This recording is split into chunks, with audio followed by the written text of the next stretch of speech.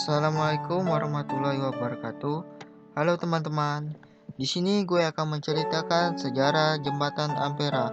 Langsung saja kita simak infonya.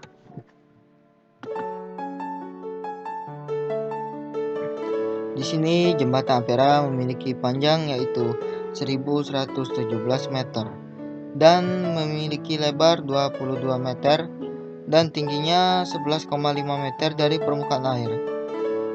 Kemudian jarak antara menara yaitu 75 meter dan terakhir beratnya sekitar 944 ton.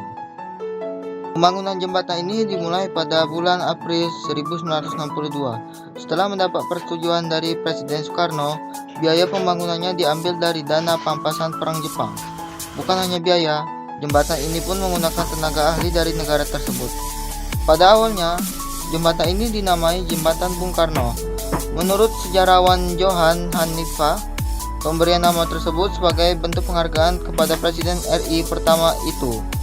Bung Karno secara sungguh-sungguh memperjuangkan keinginan warga Palembang untuk memiliki sebuah jembatan di atas Sungai Musi. Peresmian pemakaian jembatan dilakukan pada tahun 1965, sekaligus mengukuhkan nama Bung Karno sebagai nama jembatan. Pada saat itu, jembatan ini adalah jembatan terpanjang di Asia Tenggara. Setelah terjadi pergolakan politik pada tahun 1966, ketika gerakan anti Soekarno sangat kuat, nama jembatan itu pun diubah menjadi Jembatan Ampera atau Amanat Penderitaan Rakyat. Sekitar tahun 2002 ada wacana untuk mengembalikan nama Bung Karno sebagai nama Jembatan Ampera ini. Tapi usulan ini tidak mendapat dukungan dari pemerintah dan sebagian masyarakat. Keistimewaan Jembatan Ampera. Pada awalnya bagian tengah dan bagian belakang dan bagian depan badan jembatan ini bisa diangkat ke atas agar tiang kapal yang lewat di bawahnya tidak tersangkut badan jembatan.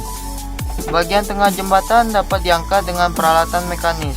Dua bandul pemberat masing-masing sekitar 500 ton di dua menaranya. Kecepatan pengangkatannya sekitar 10 meter per menit dengan total waktu yang diperlukan untuk mengangkat penuh jembatan selama 30 menit.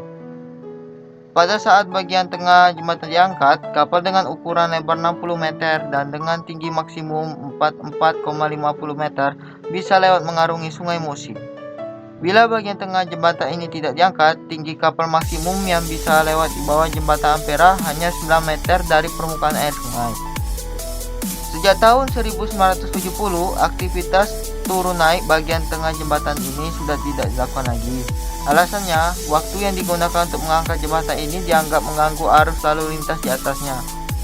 Pada tahun 1960, kedua bandul pemberat di menara jembatan ini diturunkan untuk menghindari jatuhnya kedua beban pemberat ini. Ya, itulah sekian dari sejarah Jembatan Ampera.